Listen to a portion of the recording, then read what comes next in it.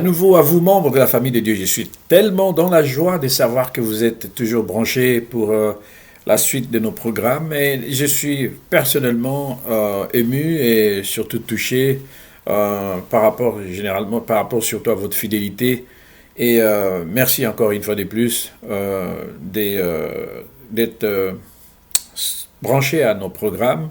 Et nous, cheminons, nous continuons toujours avec notre étude sur Dieu est capable de faire au-delà de ce que nous demandons et au-delà de ce que nous pensons. Je pense que la séance passée, vous avez été bénis et je suis aussi persuadé que pour cette séance qui vient, vous le serez énormément. J'en ai la conviction, je suis persuadé parce que lorsque nous parlons de la part de Dieu, c'est comme si le ciel nous tombait sur la terre et que, la volonté du ciel, il y a la félicité, la joie.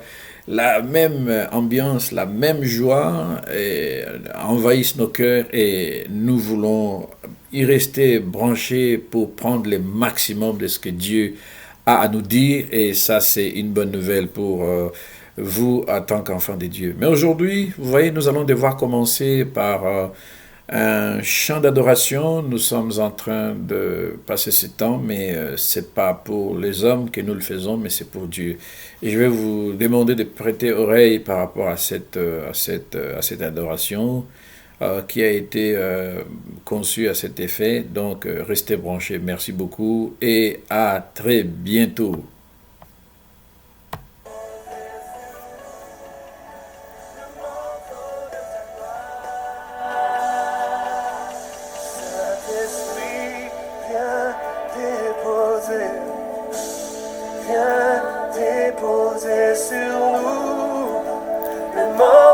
De ta gloire, dis-le avec nous. Saint-Esprit, viens déposer sur nous, déposer sur nous le manteau de ta gloire.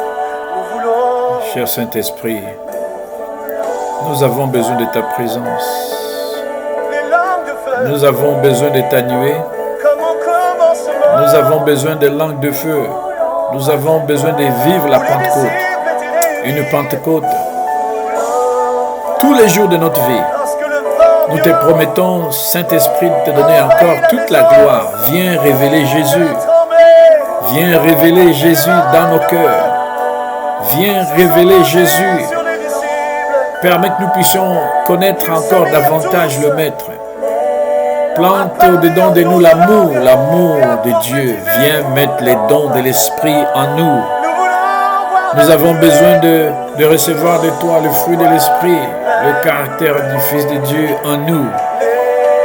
Cher Saint-Esprit, merci pour la révélation de la gloire. Merci pour la manifestation de la gloire dans nos vies. Et nous avons besoin de la nuée. Nous avons besoin de fruits de l'Esprit. Viens mettre à nous l'amour. Viens mettre à nous la joie. Viens mettre à nous, Esprit de Dieu, la bonté. Viens mettre à nous la bénignité. Viens mettre à nous, Esprit du grand Dieu, la fidélité. Mets en nous la tempérance pour que nous puissions ressembler au Maître. Viens nous aider. Viens poser sur nous ton de ta gloire. Jesus, we praise the name of Jesus. Glory to God. He can only Jesus' name. Hallelujah. In the name of Jesus, receive the peace coming from God. We need you right now, Spirit of Jehovah. Release right now your hand everywhere and touch somebody in the mighty way. In the name of Jesus. He can know and not again the Spirit in Jesus' name. Hallelujah. Merci Seigneur. Merci Seigneur. Merci Seigneur. Merci Seigneur. Glory to God. Glory to God. Glory to God. In the name of Jesus. Merci Seigneur. Merci Seigneur. Bien-aimés dans le Seigneur, nous avons la joie, nous avons passé ces moments devant la présence du Seigneur et que nos cœurs réellement se rapprochent du Maître de l'univers, que nos cœurs s'approchent encore de notre Dieu. Nous étions en train de parler du lieu saint, les domaines de l'âme. Mais avant de continuer avec notre étude, nous avons besoin de savoir ceci. Soit nous réussissons avec Dieu, soit nous échouons avec Dieu. Mais nous avons besoin de décider de quelle attitude nous voulons donner à notre âme. Si nous lui donnons beaucoup d'importance et beaucoup de poids, à coup sûr, nous allons rater le train. Parce que quand la Bible nous dit la chair, les œuvres de la chair sont manifestes, on donne une liste, et nous avons besoin de comprendre que la chair a des désirs contraires à ceux de l'esprit. La chair qui est composée du corps et de l'âme est souvent attaquée non pas à cause du corps, parce que Dieu peut utiliser les corps comme l'instrument de justice pour faire du bien, des actes justes, mais l'âme, elle est souvent indomptable. Nous ne pouvons pas dompter l'âme. Et c'est ça qui fait que l'homme pêche tout le temps. Pourquoi? Parce que dans l'âme de l'homme, l'homme peut se tromper, il peut se faire une illusion de lui-même, il peut se voir que c'est lui les dieux de la terre, c'est lui le grand chef, celui qui est beau, celui qui est fort. C'est ton âme qui te pousse à penser pareil. Ça va te donner une opinion trop haute de toi-même. Ton âme peut également t'accuser. Ton âme peut également être contre toute ta vie. Ton âme, elle peut... la peur que tu ressens, le découragement que tu ressens, c'est dans ton âme. L'abattement qui te fait très... tu es toujours abattu, c'est au niveau de ton âme. Par moments, tu t'entêtes dans le mal, dans le péché, c'est ton âme. Parfois, tu as de l'amertume dans ton âme. Parfois, tu as des faiblesses répétées, c'est ton âme. Tu n'arrives pas à obéir à Dieu, tu es désobéissant, c'est ton âme. Et lorsque tu ne peux pas pardonner, tu as de la haine tout le temps dans ton cœur, c'est ton âme. Lorsqu'il y a de l'assoupissement au-dedans de toi, tu ne peux même pas être en mesure de pouvoir prier, c'est ton âme. Lorsque tes parents te demandent de faire quelque chose, on te demande de faire quelque chose au niveau de l'église, à l'école on te demande de faire quelque chose, tu sens toujours en toi un sentiment de révolte, d'insoumission, c'est ton âme. Par moments, tu peux être là en train de te mépriser toi-même à cause du fait que tu crois que tu as la couleur qui ne correspond pas à celle qu'il faut, ou on t'a toujours matraqué que c'est toi. Tu développes en toi une espèce de complexe d'infériorité. C'est dans ton âme. Tu as peur d'essayer, tu as peur de prendre des risques. C'est au niveau de ton âme. Par moments, c'est la dépression. Par moments, c'est des choses comme de l'indifférence. Par moments, tu es là, tu es négligent ou tu as de la tristesse au niveau de ton âme. Parfois, tu as de la rancune ou même tu as un complexe de supériorité. Tu crois que c'est toi l'homme le plus beau, le plus fort, le plus grand, le plus riche. C'est ton âme qui te ment à toi-même. Parfois, tu as l'envie de mentir tout le temps. C'est ton âme. Voilà, parfois, tu es découragé. Tu ne peux même rien faire. Ou parce que tu as tenté, que tu as essuyé un échec, pour toi, tu crois que tu es l'échec et tu ne peux même plus rien faire parce que ton âme ment en toi-même. La douleur ou la colère que tu as tout le temps, tu ne peux pas t'en passer, c'est ton âme. La violence ou l'esprit de vengeance ou les conflits ou les jalousies sans nombre qui sont au-dedans de toi, c'est ton âme. Tu aimes des discussions ou des querelles, tu ne comprends pas, ça te vient d'où, il faut que tu fasses entendre ton opinion, que les gens sentent que tu es aussi là. C'est ton âme, l'envie ou la tentation, ou l'esprit que tu as au-dedans de toi de chercher à dominer, ou tu as de la mélancolie au-dedans de toi, tu as le désespoir, ou tu as peut-être de l'orgueil, c'est ton âme qui est en train de travailler. Combien de dégâts ton âme, ton âme ne font-elles pas? Tu as peut-être de l'inquiétude au-dedans de toi, de l'anxiété au-dedans de toi. Tu as même du doute ou de l'incrédulité. Tu ne crois même pas à la parole. C'est pas ton esprit, c'est ton âme. Tu te condamnes à toi. Tu as de la culpabilité parce que tu as volé, tu as fait des tas de choses invraisemblables il y a 20 ans, 30 ans, mais tu n'oublies jamais ces choses. Tu te condamnes toi-même. Tu es en train de déprimer. C'est ton âme qui te pousse à faire cela. Donc, tu comprends bien que même les désirs charnels, tu ne comprends pas comment tu n'arrives pas à te maîtriser, à te contrôler. C'est ton âme. Il y a autant de choses que ton âme est en train de faire, autant de dégâts. C'est pour cette raison que nous avons besoin de comprendre ceci. Lorsque nous nous retrouvons dans cette atmosphère du lieu saint, nous avons besoin de crucifier tout ce qui est notre corps et même aussi mettre à mort tous les sentiments de notre âme. Parce que si nous ne faisons pas attention, nous allons rater le ciel, nous allons rater Dieu, nos prières seront même un culte qui n'est pas raisonnable, comme nous avons eu l'occasion de le dire.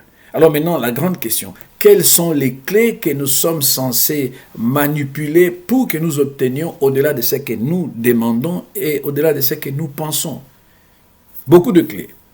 À ce niveau, nous en avons encore 4. Il peut y en avoir beaucoup, bien évidemment, mais bon, j'en ai sélectionné quelques 4 clés. La première, c'est que, comme je vous ai parlé de l'âme, et nous sommes dans le domaine de l'âme, nous avons besoin d'abord de ne pas satisfaire à nos passions, de ne pas satisfaire aux désirs de l'âme. Et la Bible nous a interpellés au début de cet enseignement, nous avons posé la question, vous demandez et vous ne recevez pas. Pourquoi? Parce que vous demandez mal. Nous demandons mal, c'est défini également. La mauvaise demande a été qualifiée, notre demande a été qualifiée de mauvaise dans la parole de Dieu, non pas parce que elle est mauvaise, attends qu'elle est telle mauvaise, mais seulement nous faisons la demande dans le but de satisfaire nos passions. Une fois de plus, c'est au niveau de notre âme. Nous voulons satisfaire nos passions, ce que nous désirons, ce que nous voulons. Et je vais vous donner un exemple qui est frappant. Il y a des tas de tonnes d'exemples que nous pourrions prendre, mais vous comprenez, je ne vais pas rentrer dans l'étude, elle est grande, elle est longue, mais je vais prendre simplement un exemple que l'Esprit a planté dans mon cœur. Vous vous rappelez l'histoire de Rachel avec sa sœur. Vous vous rappelez l'histoire de Jacob qui va travailler 7 ans chez Laban pour avoir Rachel. Et au jour J, c'est la fête, la nuit, pouf, Laban lui joue un sale coup, lui donne la sœur de Rachel, Léa. Et le monsieur, je ne sais pas comment je ne vais pas rentrer dans le détail, mais je vous épargne tous les détails, vous pouvez le lire dans Genèse 30, versets 7 à 8, vous pouvez lire tous les livres. Et ce qu'il y a, c'est que Dieu, voyant que Jacob aimait Rachel, Dieu l'a rendit stérile. Et dans le même temps, sa sœur Léa, Dieu l'a rendue féconde. Elle a donné naissance à Ruben, elle a donné naissance à Siméon, elle a donné naissance à Lévi, elle a donné naissance à Jude. À chaque fois, elle était en train de justifier la naissance de ses enfants. Oh, Dieu a vu mon humiliation. Tu as un enfant, mais pourquoi tu dois penser qu'en donnant l'enfant, ton humiliation va disparaître? Son âme. Elle a le deuxième enfant et dit, Dieu a vu mon humiliation, maintenant mon mari m'aimera. Une fois pour satisfaire son âme, elle est en train d'avoir des enfants pour le regard des autres, par rapport au regard des autres, parce que ce sont ses passions qui sont le numéro 1, la préoccupation première. Elle a encore un autre fils, le 3e, Lévi. Cette fois-ci, elle dit, mon mari s'attachera à moi. Mais qu'est-ce qu'on a à voir avec tout ça? C'est-à-dire, elle est en train... C'est-à-dire, il y a des chrétiens qui font des choses, non pas pour Dieu, mais pour plaire aux hommes qui sont mortels aussi. Vous voyez, j'ai enfanté 3 fois le fils. Et cette fois-ci, je crois que mon mari s'attachera à moi. D'où le nom Lévi s'attachera. C'est pas ça. Et voilà maintenant qu'au lieu de dire que j'ai commencé à avoir les enfants, elle aurait même pu commencer à dire, je vais remercier Dieu. Non, le 4e enfant, Judas vient. Elle dit, cette fois-ci, j'ai loué l'Éternel. Vous voyez, elle utilise le mot de passe de quand on rentre dans le parvis. Elle aurait pu commencer par là. Elle a tout faux, mais ce n'est pas elle que nous jugeons. Nous jugeons sa sœur, réalisant qu'elle ne pouvait pas avoir d'enfant. Qu'est-ce que Rachel fait? Rachel chamaille son mari. Prise de bec, grave. Son mari prend la tête, il dit, mais attends, qu'est-ce que tu as à me faire du bruit? Tu crois que c'est moi qui suis Dieu pour te donner des enfants ou te refuser des enfants? Et vous savez ce qu'elle a fait, celle-là? Elle dit, non, mais dans tous les cas, comme je ne peux pas en avoir, va prendre ma servante Bila. Prends-la. Et le monsieur, il dit, amen, il prend Bila. Bila devient enceinte. Et qu'est-ce qui se passe? Elle enfante un fils à Jacob. Rachel, maintenant, elle est contente. Vous savez ce qu'elle a dit, Rachel, dans Genèse 30, verset 8? Elle dit, j'ai lutté divinement contre ma sœur et j'ai vaincu. Donc, celle-là était animée par le regard des autres. Et même, j'imagine, elle était en train de prier, elle dit, j'ai lutté divinement. Qu'est-ce que ça veut dire, lutter divinement contre sa sœur? C'est pas de la sorcellerie? Ah, vous allez peut-être dire non, peut-être vous exagérez, mais vous n'avez pas vu la même ambiance que elle, quelqu'un d'autre dans la Bible, il a commencé à l'afficher. Caïn a tué son frère à cause de l'âme, à cause de la satisfaction de l'âme. Moi, je suis pas, mon sacrifice, mon offrande est méprisé. Mais attends, fais du bien. Non, c'est son âme, c'est que le monsieur a voulu, et hop, il a tué son frère. Et ici, nous trouvons encore une sœur qui est en train de dire, j'ai lutté divinement contre ma sœur, j'ai vaincu. Mais ta sœur, elle a 4 enfants, tu n'en as qu'un, mais avec Bila, ta servante, je ne te juge pas par rapport à ça, mais vous avez compris la prière? Combien de fois les uns et les autres luttent contre eux-mêmes, la même famille qui se déchire, l'église de Dieu se déchire, les gens ne s'entendent pas parce que chacun a son agenda, chacun veut satisfaire son petit besoin. Vous voyez? Alors là, c'est très grave, je vous garantis. Alors, je vais passer à autre chose. C'était simplement pour vous montrer combien de fois nous pouvons prier, mais c'est pour the wrong motive. C'est pour des motifs qui sont faux. Mais la deuxième des clés que nous allons devoir utiliser aujourd'hui, c'est quoi finalement? C'est être conduit par l'Esprit. Vous voyez, je vais vous donner simplement un exemple. C'est encore un grand enseignement qui pourrait nous prendre même une semaine, être conduit par l'Esprit. Mais je vous donne simplement, Jésus, il est baptisé par Jean-Baptiste. Je vous épargne les détails, allez lire le baptême de Jésus. Il entre dans les eaux du Jourdain. Jean-Baptiste est là, Jésus est en face de lui. Il immerge, il les sort des eaux. Qu'est-ce qui se fait? Une voix se fit entendre du ciel. Qui c'est qui parle? Dieu parle. Il dit, voici celui-ci est mon fils bien-aimé à qui j'ai placé toute mon affection. Écoutez-les. Et qu'est-ce qui arrive? Hop, il y a une colombe qui se pose sur Jésus. Symbole du Saint-Esprit. On peut représenter, on peut donner beaucoup de symboles au Saint-Esprit. Ça peut être le vent, le feu, l'huile, ça peut être la colombe, ça peut être... il y a beaucoup d'images que l'on donne au Saint-Esprit, mais là, c'est la colombe qui se pose sur Jésus. Et lui-même, le Fils de Dieu. Donc, le baptême de Jésus nous rappelle les rendez-vous de la Trinité sur terre. Jean-Baptiste était témoin. Et nous en sommes témoins aujourd'hui. Et sur le coup, Jésus était rempli de l'Esprit. Et en sortant des eaux, la Bible nous dit qu'il fut conduit par l'Esprit dans le désert pour être tenté. Il est rempli de l'Esprit. Il est conduit par l'Esprit pour être tenté. Je ne vais pas rentrer dans le détail. Quelqu'un va me dire, mais Dieu en question, il est réellement instigateur. Hein? Il instigue les troubles comme ça. C'est pareil que c'était avec Job. Hein? Il y a Dieu et le diable et Job qui était... il dit, bon écoute, touche à lui seulement, mais il ne faut pas toucher à sa vie. Le diable était... Ici encore, le Saint-Esprit prend Jésus pour le conduire dans le désert. Pour quel but? Pour qu'il soit tenté par le diable. Donc, tu vas comprendre que toi aussi, c'est pareil. Tu vas, moi et toi, nous, bien qu'étant remplis de l'Esprit, le Saint-Esprit va nous conduire pour que nous soyons tentés par le diable. Vous voyez?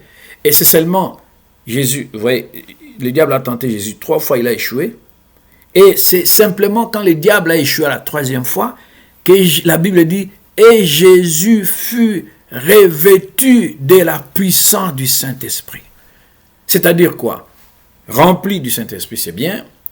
Conduit par l'Esprit, l'Esprit de Dieu, c'est bien. Mais est-ce que tu es revêtu de la puissance? Le revêtement de la puissance n'est possible que si tu résistes à la tentation. Ou si tu résistes, tu terrasses l'autel du diable comme Gédéon avait fait. Il a terrassé les autels des idoles que son père avait plantées dans la ville. Il a renversé ça. C'est simplement après que la Bible dit « Et il fut revêtu de la puissance ». Le revêtement de la puissance de Dieu vient après un combat. Chaque fois que tu vas vaincre une tentation, c'est qu'il y a un prix derrière. Si tu échoues à ce prix, tu vas être ajourné, comme à l'école, jusqu'à ce que tu vas réussir. C'est là qu'il y a les revêtements. C'est comme si le diable qui était dépouillé à la croix a commencé à être dépouillé quand Jésus l'a vaincu et il y a ces revêtements. Donc nous avons besoin d'aspirer à ces revêtements si nous voulons voir Dieu exaucer nos prières et obtenir au-delà de ce que nous pensons ou nous demandons. C'est nécessaire parce que c'est seulement après les revêtements que Jésus sortira. Maintenant il dit l'Esprit du Seigneur est sur moi. Vous voyez, rempli de l'Esprit, conduit par l'Esprit, revêtu par l'Esprit, et il dit maintenant l'Esprit du Seigneur. Il décrit la vision pour laquelle il est venu faire sa vision à ce moment.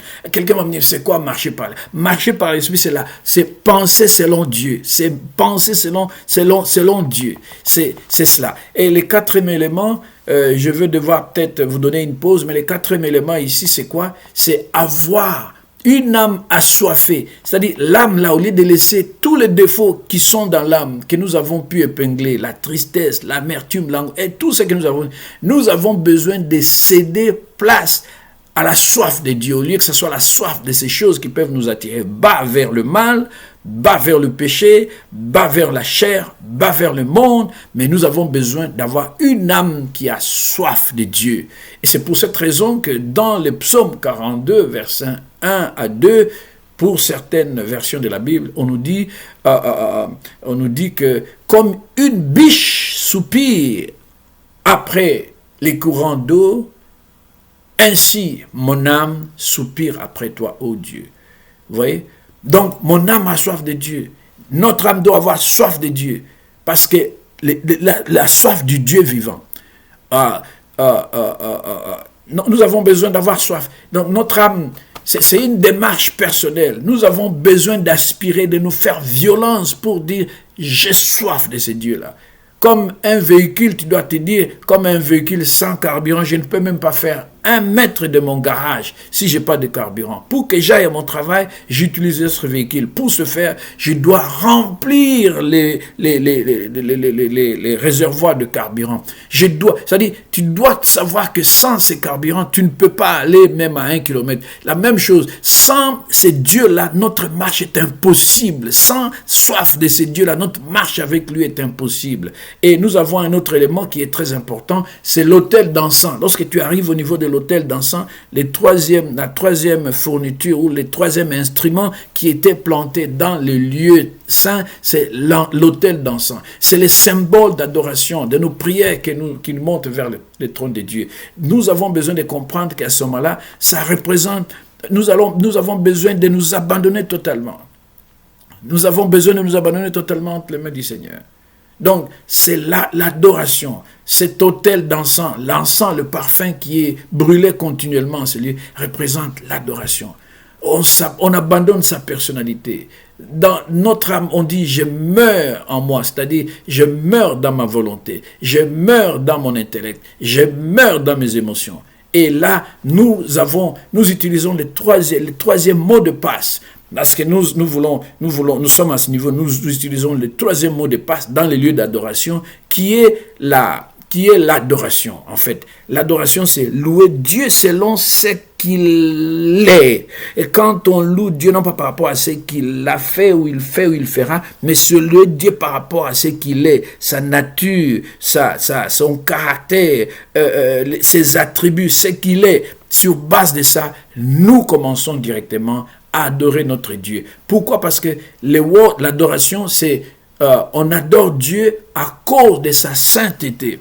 À cause de sa sainteté, nous adorons. Et comment nous le faisons? Nous le déclarons par la bouche, par la parole de notre bouche. Nous la déclarons par la parole de notre bouche. Ça peut être une déclaration, ça peut être une déclaration par la bouche, ça peut être ça peut être une prière que nous faisons par la bouche, ça peut être un chant que nous adressons un chant, ça peut être un chant ou des cris de joie, on peut pleurer, on peut crier par la bouche et par le corps, ça peut être peut-être la façon dont nous nous tenons, nous nous prosternons, nous sommes debout, nous nous agenouillons, nous levons nos mains et nous pouvons même nous coucher au sol. C'est là que nous sommes en train de nous abandonner entre les mains de celui qui nous a créés. Donc, ce sont les éléments clés que nous avons besoin de comprendre et de réaliser avant de voir vraiment la gloire de Dieu descendre. Mais nous sommes à cet endroit du lieu saint où nous sommes censés expérimenter cela. Alors, pour vous donner, avant de vous donner une pause encore, parce qu'il ne faut pas que je vous prenne beaucoup de temps, mais nous avons besoin de comprendre ceci. Lorsque tu arrives dans ces lieux d'adoration, comment est-ce que tu peux faire pour devenir un vrai adorateur? Si tu veux être un vrai adorateur, parce que la Bible dit les vrais adorateurs adoreront le Père en esprit et en vérité. Par moments, on ne comprend pas bien la portée de ces paroles, mais pour essayer de décortiquer un petit peu différemment de ce qui a été toujours, et ce qui a été la compréhension que tu as eue jusque-là, mais il y a bien lieu de comprendre une chose, c'est que remercier Dieu, rendre gloire à Dieu ou rendre des actions de grâce à Dieu, nous avons besoin de lui dire merci. Nous avons besoin de lui dire merci, de lui remercier, de lui rendre des actions de grâce. Si tu n'as pas appris à dire merci à Dieu, il est difficile que tu sois adorateur, dans le parvis déjà. Et you need to praise him, louer le Seigneur. Pourquoi? Le louer par la parole de sa bouche, comme prière, le louer par les chants, le louer par le danse. Tu dois être appelé à le faire. Et pourquoi? Parce qu'en fait, il faut commencer à être purifié par les sang. Très important. Lorsque tu arrives à cet endroit, toujours tu demandes la purification par le sang de Jésus. Et cela, c'est journellement et à tout moment. Et aussi au-delà de ça, nous en avons parlé, mais je rappelle, nous avons besoin d'être purifiés par la parole de Dieu tous les jours de notre vie. En d'autres termes, tout le monde peut adorer Dieu. Au parvis, tout le monde ne peut pas adorer Dieu, je voulais dire. Tout le monde peut louer Dieu, au parvis, tout le monde peut sauter, mais tout le monde ne peut pas adorer Dieu parce que pour le faire, il y a besoin d'avoir une révélation de ce Dieu-là. Qu'est-ce que Dieu là? Pour toi, il a fait des choses, j'imagine, mais qu'est-ce qu'il est pour toi? Qu'est-ce qu'il est? Rappelle-toi des noms de Dieu, c'est la provision par rapport aux problèmes de l'humanité. Tu dois savoir qui il est pour toi réellement. Qui il est réellement, qu'est-ce qu'il représente. Mais nous avons besoin de comprendre ces choses. C'est pour ça qu'en d'autres termes, tout le monde ne peut pas adorer Dieu. Mais pour l'adorer, on doit avoir la révélation de ces dieux-là. Donc c'est pour cette raison que nous inciterons encore en disant le modèle de prière selon le tabernacle, il est important. Pourquoi? Parce qu'en réalité, le but du tabernacle, ou même du temple, hein, quand ils sont arrivés à terre ferme, hein, donc vous voyez, il y a eu construction du temple de Salomon, mais avant c'était d'abord le tabernacle, ou la maison qui était mobile. Parce que c'était en fait Dieu lui-même qui a inspiré cela, pour que ce soit le lieu de rencontre d'entre lui et son peuple. Très important. Depuis qu'Adam a chuté, Dieu a toujours cherché à cultiver une intimité, une relation avec l'homme. Et aussi, bien qu'ils étaient dans le désert, Dieu a voulu aussi instaurer ce système. Donc il est important de rappeler que le salut par Jésus-Christ, c'est les moyens par lesquels Dieu a prévu pour que nous puissions retrouver sa présence. Aussi, les éléments que nous sommes en train de mettre en avant-plan, c'est-à-dire la louange ou l'adoration, sont les dons que Dieu a donnés à son Église, à nous ses enfants, pour que nous puissions apprendre à restaurer sa présence. Alors je pense que nous pouvons nous arrêter là. Je vous donne une pause. Merci surtout de votre fidélité. Merci d'avoir réellement suivi ce partage que nous sommes en train de faire. Merci encore parce que vous allez être richement bénis.